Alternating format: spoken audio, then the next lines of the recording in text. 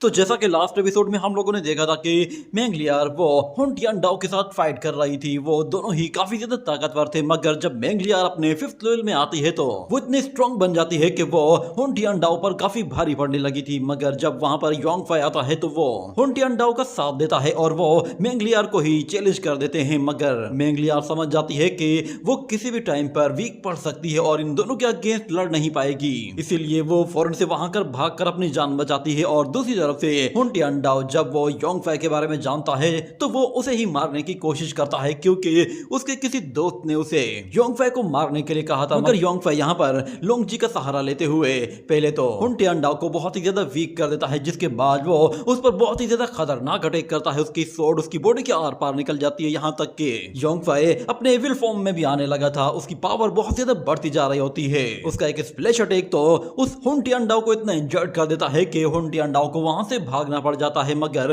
वो अपना स्पीयर वहीं पर ही छोड़ देता है। अगले सीन में हमें दिखाया जाता है कि योंगफाई से मिलने के लिए एक ओल्ड मैन आता है, जो कि हम लोगों ने फर्स्ट सीजन में देखा था। वो उसके पास आते ही कहता है कि यंग मैन, तुमसे काफी टाइम के बाद मिल रहा हूँ। जैसे ही वो उस रूम के अंदर एंटर करता है तो उसे देखते ही वो ड्रैगन फौरन से भागकर दूर चला जाता है। योंगफाई कहता है कि सीनियर, आप यहाँ पे क्या कर रहे हैं? तो ओल्ड मैन कहता है बेफिक्र हो जाओ, मेरा कोई गलत इरादा नहीं है।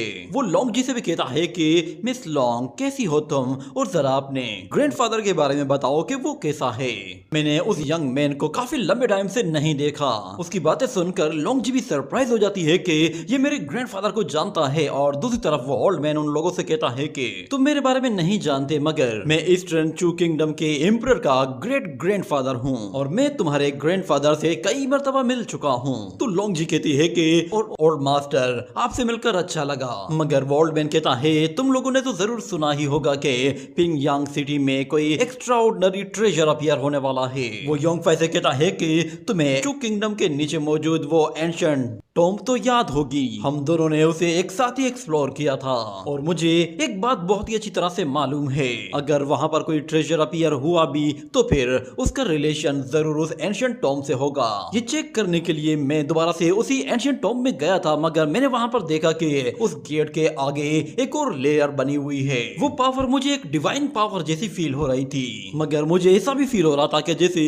यहाँ पर किसी डीमन की रीबर्थ हुई है। मैंने अंदर जाने की कोशिश की, जिसकी वजह से मुझे बहुत ही जोर का झटका लगा। ऐसा फील हो रहा था कि जैसे अंदर मौजूद जो भी शख्स है वो बहुत ही ज्यादा ताकतवर है। ये कहने के बाद योंगफाई उससे कहता है कि सीनियर, लगता है कि आप बस एक बैरियर से हार कर आ गए हैं। तो ओल्ड मैन कहता है कि मेरा पक्का इरादा था वहां अंदर जाने का, पर मैं नहीं जा पाया। लगता है कि शायद मैं अब बूढ़ा हो चुका हूं और मेरा लाइफ स्पेन भी अब खत्म होने वाला है, इसीलिए मैं तुम्हारे पास आया हूं ताकि तुम मेरी हेल्प करो। मुझे पता है जब तुम्हारी वो लेजेंडरी कमान इस दुनिया में आई थी, मुझे उम्मीद है कि तुम्हारी वो लेजेंडरी कमान दोबारा से अपीयर होगी तो तुम मेरी हेल्प करोगे। इससे पहले कि कोई शख्स इसका फायदा उठाए, हमें अपने आप को पूरी तरह से तैयार रखना होगा। ये सुनकर योंगफाई दिल ही दिल में कहता है कि इस ओल्ड मैन की बातों से ऐसा लग रहा है कि जैसे इसे अपना लाइफ स्पेन बढ़ाना है, ये बस चू किंगडम को बचाने का बहाना कर रहा है। मगर वो उस ओल्ड मैन से कहता है कि ओल्ड मैन प्लीज मुझे माफ करना, मैं इतना स्ट्रॉन्ग नहीं कि मैं तुम्हारी कोई हेल्प कर सकूं। ऊपर से आप तो मुझसे कई गुना ज्यादा ताकतवर हैं, मेरी इतनी क्या औकात के मैं आपके सामने कुछ कर पाऊं। मगर वो ओल्ड मैन कहता है तुम खुद को इतने हल्के में क्यों ले रहे हो, तुम एक डिवाइन ब्लड वॉरियर हो। ये कहते हुए वो उसकी तरफ हाथ आगे बढ़ाता है तो योंगफाई पीछे हट जाता है, जिस पर वो ओल्ड मैन कहता है कि कोई स्वॉर्ड तुम्हें छू सकती है पर तुम मुझे अपने करीब नहीं आने देते।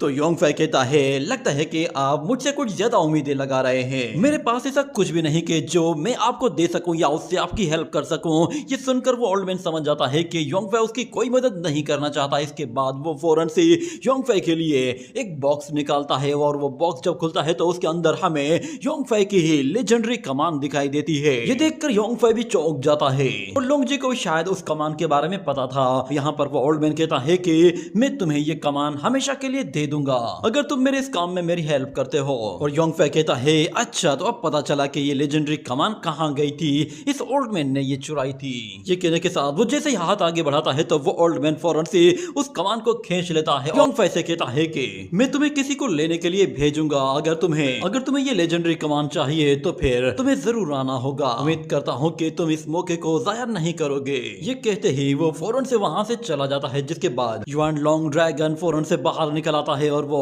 ठंडी सांस लेते हुए कहता है कि शुक्र है कि ये चला गया। वो उन लोगों से कहता है मुझे पहले ही पता था कि ये ओल्ड मैन किसी अच्छे इरादे से नहीं आ रहा। और यहाँ पर लोंग जी कहती है क्या तुम वाकई में कल जाओगे उसके पास? तो योंगफाई दिल ही दिल में कहता है मेरे इस वक्त काफी दुश्मन बन चुके हैं, अगर मैं अपनी लेजेंडरी कमान वापस ले लेता हूँ तो फिर मेरे जितने भी दुश्मन हैं वो सारे के सारे एक साथ मिलकर भी आ जाएं तो भी वो मेरा कुछ नहीं बिगाड़ पाएंगे। वो लोंग जी को बताता है कि मैं उस एंशिएंट टॉम के अंदर मौजूद सीक्रेट के बारे में जानना चाहता हूँ, इसीलिए मेरे पास इनकार करने का कोई ऑप्शन है ही नहीं। ये कहने के साथ ही ये सीन यहीं पे ही कट हो जाता है। अगले सीन में हमें दिखाया जाता है कि एक चर्च में एक डेड बॉडी पड़ी हुई होती है और वहां पर एक बंदा उस डेड बॉडी के पास में खड़ा होकर प्रे कर रहा होता है और वो उस डेड बॉडी से कहता है कि डियर जॉन, तुम मेरे सबसे अच्छे दोस्त थे और तुमने अपनी लाइफ में बहुत ही अच्छे अच्छे काम भी किए हैं। उम्मीद करता हूँ कि गॉड तुम्हें इसके लिए जरूर फेवर देगा और उम्मीद करता हूँ तुम्हारा आगे का सफर आसान होगा और तुम हेवनली रियलम में अपनी आजादी के साथ जिंदगी गुजारोगे। इतना कहने की ही देर थी कि अचानक से फिर वहां पर उस चर्च के अंदर एक हवा का झोंका आता है और वहां मौजूद जितनी भी मोमबत्तियां होती हैं वो बुझ जाती है, जिस पर वो ओल्ड मैन भी काफी ज्यादा हैरान हो जाता है।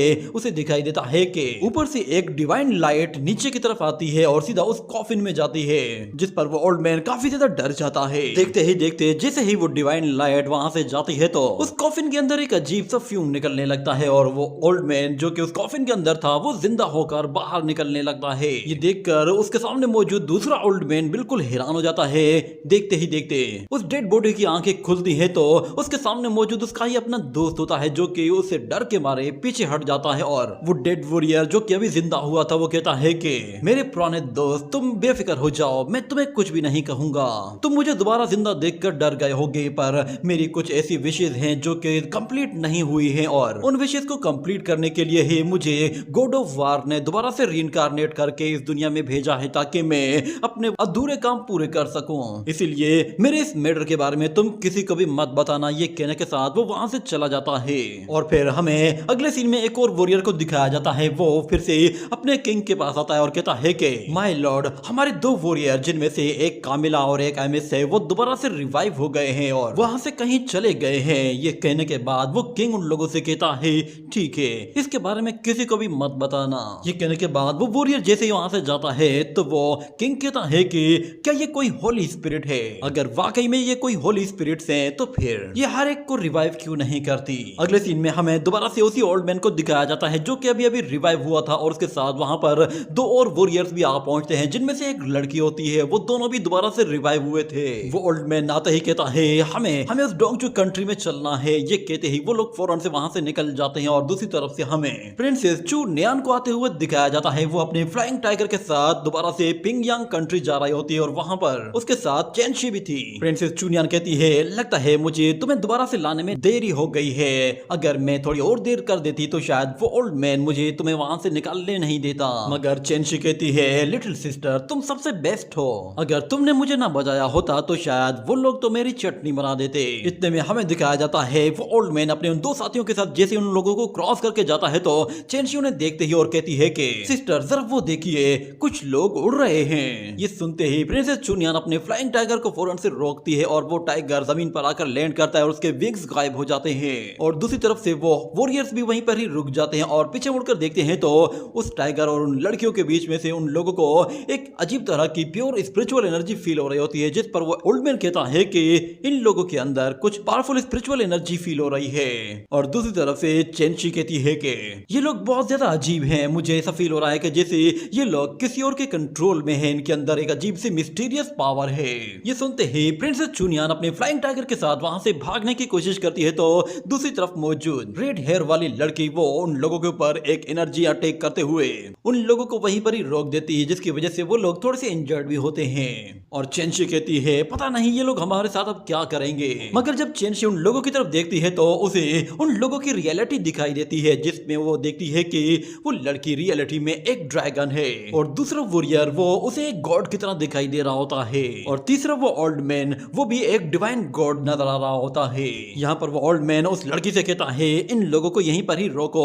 ये कहने के साथ वो लड़की फौरन से अपनी पावर को यूज करती है और एक बहुत ही जोरदार ग्रेविटी प्रेशर रिलीज करते ही उन लोगों को वहीं पर ही फोर्स करते हुए जमीन की तरफ पुश करती है ताकि वो लोग वहां से हिल न सके। ये ग्रेविटी प्रेशर जैसे ही और ज्यादा बढ़ता है तो चेनशी और प्रिंसेस चुनियान वो उसे बर्दाश्त नहीं कर पाती। यहाँ तक कि प्रिंसेस चुनियान वो कल्टीवेटर होने के बावजूद भी उस जगह से नहीं हिल पा रही थी, और चेनशी क्योंकि वो एक छोटी बच्ची होती है वो इतना प्रेशर बर्दाश्त नहीं कर पाती और फौरन वहीं पर ही गिरकर बेहोश हो जाती है। जिसके बाद हमें दिखाया जाता है अचानक से उसकी बॉडी अपने आप ही दोबारा खड़ी हो जाती है और हमें दिखाया जाता है उसकी बॉडी से एक डिवाइन पावर रिलीज होना शुरू हो जाती है और एक गोल्डन लोटस उसके चारों तरफ अपीयर होता है जिसकी पावर बहुत ही ज्यादा होती है। और वो चेनशी इसकी पावर के जरिए अपनी बॉडी से इतनी ज्यादा एनर्जी रिलीज करती है कि वो खुद को उस ग्रेविटी प्रेशर से बाहर निकाल लेती है और साथ में उन लोगों के अटैक को भी डिस्ट्रॉय कर देती है। ये देखकर वो ओल्ड मैन कहता है कि इस लड़की के अंदर एक ग्रेट पावर है, फिलहाल हमें मास्टर के प्लान को फॉलो करना है वरना हम लोग यहाँ पर किसी और मुसीबत में पड़ जाएंगे। ये कहने के साथ वो लोग फौरन से डोंगचू सिटी की तरफ निकल जाते हैं और यहाँ पर चेनशी वो दोबारा से बेहोश हो जाती है तो प्रिंसेस चुनियान वो उसे पकड़ लेती है और चेनशी बताती है कि मैंने अभी अभी एक सपना देखा, मैंने देखा कि मैंने उन तीनों वॉरियर्स को भगा दिया है, क्या ये वाकई में सच है? और वो उन लोगों की डायरेक्शन के बारे में कहती है कि ये लोग तो सीधा डोंगचू किंगडम की तरफ गए हैं ना, मगर प्रिंसेस कहती है हम लोगों को दोबारा से अकेडमी जाना होगा। ये कहने के साथ ये सीन यहीं कट होता है। अगले सीन में हमें दिखाया जाता है योंग फाई वो रात के टाइम पर उसी क्रेजी ओल्ड मैन से मिलने के लिए आता है, जिस पर वो ओल्ड मैन कहता है क्या तुम्हें पता है मैंने तुम्हें रात के टाइम पे क्यों बुलाया है? तो योंग फाई कहता है मुझे पता है आप मेरे साथ उस एंशिएंट गुफा को एक्सप्लोर करना चाहते हैं। जिस पर वो ओल्ड मैन कहता है अच्छा तो तुम काफी समझदार हो गए हो, तुम्हें पहले ही पता चल गया है कि मेरे इरादे क्या हैं। तो योंग फाई कहता है कि सीनियर अगर आप अपना वादा पूरा करते हैं तो मैं भी आपसे वादा करता हूं कि आपकी हेल्प करने के लिए मैं पूरी कोशिश करूंगा। ये सुनकर वो ओल्ड मैन फौरन से अपने हाथों से एनर्जी जनरेट करता है और वहां पे मौजूद एक लीवर में वो एनर्जी ट्रांसफर करते हुए उस लीवर को जैसे खींचता है तो जमीन के नीचे से एक अंडरग्राउंड रास्ता खुल जाता है और ओल्ड मैन योंग फाई को कहता है चलो हमें अंदर जाना है। ये कहने के बाद वो लोग उस अंडरग्राउंड एंशिएंट टॉम की तरफ चले जाते हैं। जैसे ही वो लोग उस टॉम के अंदर जाते हैं तो वहां पर उन लोगों को उस गेट के सामने एक पावरफुल बैरियर दिखाई देता है जिसे उस ओल्ड मैन ने पहले भी ट्राई किया था। वो योंग फाई को बताता है कि ये काफी ज्यादा मिस्टीरियस है, मैंने जब इसे लास्ट टाइम टच किया था तो इसे टच करने से ही मुझे एक जोर का झटका लगा था, मुझे ऐसा फील हुआ कि जैसे मैं उसके असर से मर जाऊंगा। ये कहने के बाद वो इस मर्तबा जैसे ही उसे टच करता है तो हमें दिखाया जाता है उस बैरियर से फिर से उस ओल्ड मैन को एक और जोरदार झटका लगता है और वो योंग फाई से कहता है देखा तुमने, मैं चाहता हूं कि तुम ट्राई करो क्योंकि तुम्हारी बॉडी में डिवाइन और डीमन ब्लड दोनों शामिल है, हो सकता है कि इसे छूने से तुम कुछ देख पाओ। मैं अपनी एनर्जी तुम्हारी बॉडी के अंदर ट्रांसफर करूंगा जिससे तुम्हें थोड़ी सी हेल्प मिलेगी। हम लोग देखना चाहते हैं कि आखिर इस एंशिएंट टॉम के अंदर क्या चल रहा है। तो योंग फाई कहता है सीनियर आपको लगता है कि वो लेजेंडरी कमान वाकई में कुछ कर सकती है? मगर ओल्ड मैन कहता है चलो ये ट्राई करके देख लेते हैं। इतना कहने के बाद हम लोग देखते हैं कि वो ओल्ड मैन अपनी पावरफुल एनर्जी जैसे ही योंग फाई की बॉडी के अंदर ट्रांसफर करता है तो योंग फाई फौरन से अपने अंदर इतनी ज्यादा एनर्जी फील करता है कि उसकी आंखें भी बिल्कुल रेड हो जाती हैं और वो अपने दोनों हाथों से उस बैरियर को टच करता है और उसे फील करने की कोशिश करता है। जिसके बाद हमें दिखाया जाता है योंग फाई को कुछ लोगों के चिल्लाने की आवाजें सुनाई दे रही होती है, ऐसा लग रहा था कि जैसे वहां पर लोग लड़ रहे हों। जैसे ही वो आंख खोलता है उसे दिखाई देता है कि वो एक बैटल फील्ड के बीचों बीच आ पहुंचा है। वहां हर तरफ वॉरियर्स आपस में लड़ रहे हैं और काफी ज्यादा खून खराबा चल रहा है और इतने में एक वॉरियर अपनी सोर्ड लेकर योंग फाई पर हमला करने के लिए आता है जिस पर वो काफी घबरा जाता है, मगर वो सोर्ड उसकी बॉडी के दूसरी तरफ निकल जाती है और उसे कुछ भी नहीं होता और देखते ही देखते वो वॉरियर एक दूसरे को मार मार कर खत्म कर देते हैं और कोई भी नहीं बचता। जिसके बाद योंग फाई देखता है कि अचानक से उन लोगों की बॉडी के अंदर से एक एनर्जी निकलने लगी है जो कि स्पिरिट की तरह लग रही है। वो स्पिरिट एनर्जी उन बॉडी से निकलने के बाद सीधा योंग फाई की बॉडी की तरफ आती है और उसके चारों तरफ इतनी तेजी से मूव करती है कि योंग फाई को उससे फ्लैशबैक आने लगते हैं। और योंग फाई कहता है जरूर ये कोई इल्यूजन है। उसे दिखाई देता है वहां पर एक 3 हेडेड ड्रैगन आ रहा है और उस ड्रैगन के ऊपर एक वॉरियर खड़ा हुआ है जो कि अपनी पावरफुल एनर्जी का इस्तेमाल कर रहा है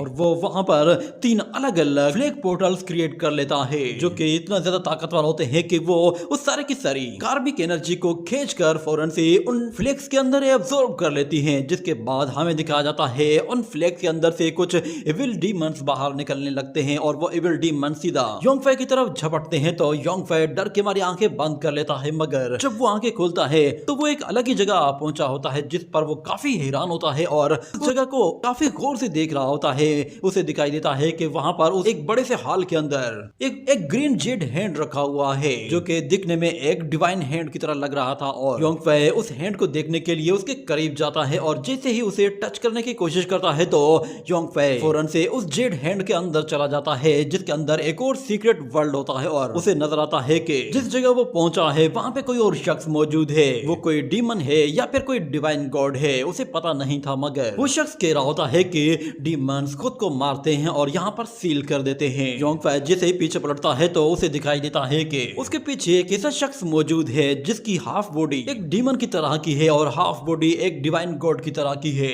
यानी कि उसके पास डुअल पावर है। और अचानक से फिर योंग फे की बॉडी पर बहुत ही जोरदार प्रेशर पड़ता है जिसकी वजह से उसे अजीब से फील होने लगता है और उसके सर में दर्द होने लगता है जिसकी वजह से वो काफी तकलीफ में आ जाता है। और ओल्ड मैन जब उसे इस तरह देखता है तो वो फौरन से अपनी एनर्जी को फौरन अपने पास रख लेता है और योंग फे को उस प्रोसेस से बाहर निकाल लेता है और कहता है कि मुझे एक डीमन नेचर फील हो रहा है, क्या तुमने उस एंशिएंट टॉम के अंदर किसी और को भी देखा है? तो योंग फे कहता है कि मैंने एंशिएंट बैटल फील्ड के अंदर एक अजीब तरह के आदमी को देखा और उसके अलावा वहां पर एक जेड पाल मौजूद है जो कि बहुत ही ज्यादा मिस्टीरियस लग रही है। ये सुनकर ओल्ड मैन कहता है कहीं ये वही ट्रेजर तो नहीं है जो कि इस दुनिया में दोबारा से अपीयर होने वाला है। ये कहते ही वो खड़ा हो जाता है और कहता है कि जब फुल मून अपीयर होगा तो ये अनोमली अपीयर होगी और फिर बहुत ही बड़ी तबाही हो सकती है और ये ट्रेजर भी शायद उसी दिन ही अपीयर होगा। और अगर मैं गलत नहीं हूँ तो फुल मून नाइट वो सिर्फ 5 दिन के बाद ही अपीयर होगी और वो स्ट्रेंज ट्रेजर दोबारा से रीइंकार्नेट होगा।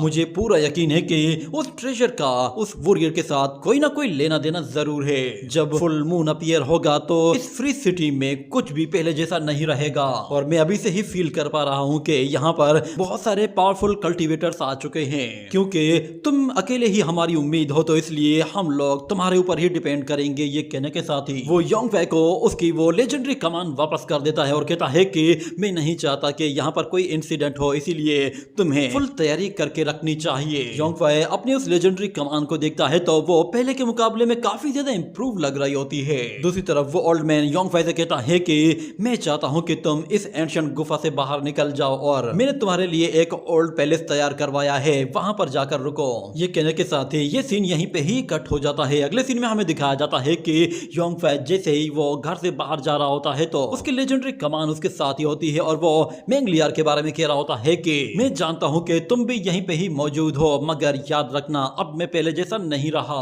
अगले सीन में हमें दिखाया जाता है मेंगलियार वो यहाँ पर प्रिंसेस के साथ मौजूद होती है और लोग उसके बारे में कह रहे होते हैं कि ड्रीम फेरी प्लीज हमारे साथ आइए, हम आपको पूरा पैलेस घुमाएंगे। मगर प्रिंसेस चू वो कहती है कि तुम लोग यहाँ से चले जाओ क्योंकि ड्रीम फेरी मेरे पास आई है तो वो मेरी गेस्ट है और वो मेरे साथ मेरे ही मेंशन में रहेगी। ये सुनकर वो सारे के सारे लोग वहाँ से चले जाते हैं जिसके बाद योंग फे वहाँ पर आता है और वो कहता है कि प्रिंसेस चू लगता है कि शायद आपको यहाँ पर काफी हार्ड वर्क करना पड़ रहा है। मगर वो प्रिंसेस जब योंग फे के साथ उस लेजेंडरी कमान को देखती है वो काफी सरप्राइज होती है और कहती है लगता है कि योंग फे वो एंसेस्टर से मिल चुका है। मगर योंग फे आते ही मेंगलियार से कहता है ड्रीम फेरी तुम यहाँ पे क्या कर रही हो? तो मेंगलियार कहती है कि तुम यहाँ भी आ गए। तो योंग फे कहता है कि क्यों, सब लोग यहाँ पर आ सकते हैं, मैं नहीं आ सकता क्या? मगर वो प्रिंसेस कहती है कि ये 12 मंथ का लूनर कोल्ड प्लम सीजन है, यहाँ पर कोई भी आ सकता है। मगर योंग फे कहता है कि लगता है कि शायद फेरी मेंगलियार वो मुझसे थोड़ा सा नाराज है, शायद वो मुझसे लड़ना चाहती थी, मैंने बीच में ही उसे वहाँ से भगा दिया। मगर फेरी कहती है कि तुम झूठ बोल रहे हो, ये सच ही पता चल जाएगा।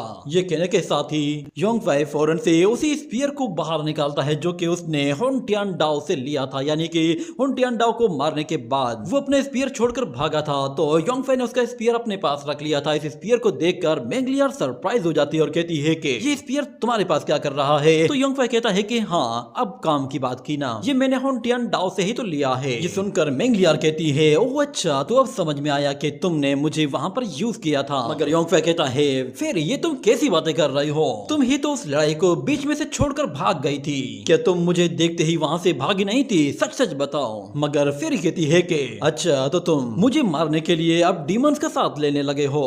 तो योंग फे कहता है कि हुन टियान डाओ वो पाथ ऑफ डिस्ट्रक्शन से रिलेट करता है तो वो हमारा दुश्मन है और हमारा दुश्मन यानी कि हम सब का दुश्मन। और सुनने में आ रहा है कि डिस्ट्रक्शन पाथ का एक गॉड अपीयर होने वाला है और इस वक्त डोंगचू किंगडम में बहुत कुछ होने वाला है। मेरे ख्याल से हमें आपस में लड़ने के बजाय एक एक दूसरे से हाथ मिला लेना चाहिए, क्योंकि इस वक्त डोंगचू किंगडम को हमारी जरूरत है, क्योंकि गॉड और एविल्स दोनों ही एक जगह एक साथ नहीं रह सकते। ये कहने के बाद वो दिल ही दिल में कहता है कि फेरी तुम्हारे पास इनकार करने का कोई ऑप्शन है ही नहीं, मगर उसे ये भी पता होता है कि फेरी जब भी मेरे करीब आएगी तो वो मौका देखकर मुझे मारने की कोशिश जरूर करेगी।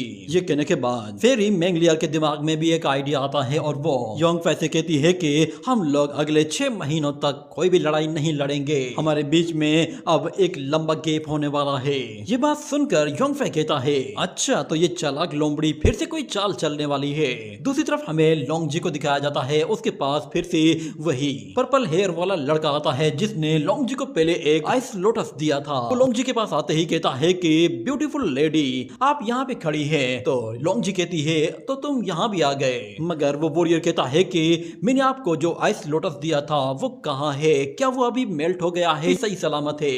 तो इतने में हमें एक फ्लैशबैक दिखाया जाता है जिसमें हम युआन ड्रैगन को वो आइस फ्लावर खाते हुए देखते हैं। वो आइस फ्लावर उसे काफी मजेदार लग रहा था, जिसकी वजह से वो उसे पूरा ही खा जाता है। और फ्लैशबैक से बाहर आने के बाद मैंगलियर लोंग जी कहती है कि वो फ्लावर वो तो डिसअपियर हो गया। ये कहकर वो थोड़ा सा उदास हो जाती है, मगर वो वॉरियर उससे कहता है कि तुम्हें उदास होने की कोई जरूरत नहीं, मैंने तुमसे कहा था ना कि मैं जब तुमसे मिलूंगा तो मैं तुम्हें एक ऐसा आइस लोटस दूंगा जो कि कभी भी मेल्ट नहीं होगा। तो लोंग जी कहती है कि मैं इसके लिए तुम्हें अप्रिशिएट करती हूँ, पर मैं तुमसे ये लोटस नहीं ले सकती। वो जैसे ही वहां से जाने लगती है वॉरियर कहता है कि प्लीज ऐसा मत कीजिए, मगर अचानक से वहां पर प्रिंसेस चुनियान आ पहुंचती है और वो उस आइस लोटस को ले लेती है और कहती है कि सिस्टर लोंग, इस लड़के के जहां से भी मत आना, ये एक नंबर का कमीना है। ये हर जगह किसी भी खूबसूरत लड़की को देखता है तो उसे अपना ये फूल देने लगता है, पर यकीन कीजिए ज्यादातर लड़कियों ने इसे रिफ्यूज कर दिया है। मगर वो वॉरियर कहता है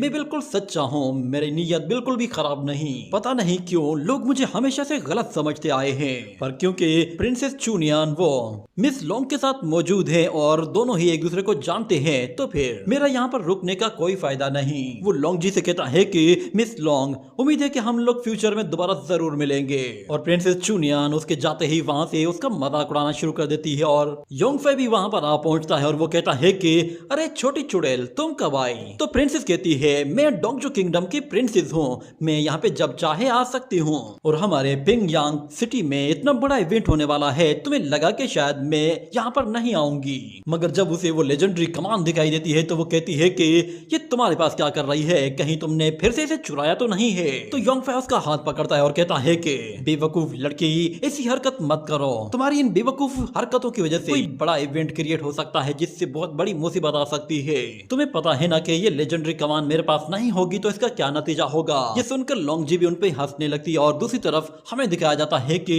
5 दिन मुकम्मल होने वाले होते हैं और फुल मून अपीयर होने वाला था। योंग फै वो अपनी लेजेंडरी कमान तैयार करके रेडी हो चुका होता है और उस फुल मून के साथ ही हमें वहां पर एक गोल्डन एनर्जी आते हुए दिखाई देती है और एक आदमी की आवाज सुनाई देती है। वो कहता है कि डेविल किंग, तुमने अपना वादा पूरा नहीं किया। वो एनर्जी सीधा चू किंगडम की तरफ जा रही होती है और उसी के साथ ही ये एपिसोड यहीं पे ही एंड हो जाता है।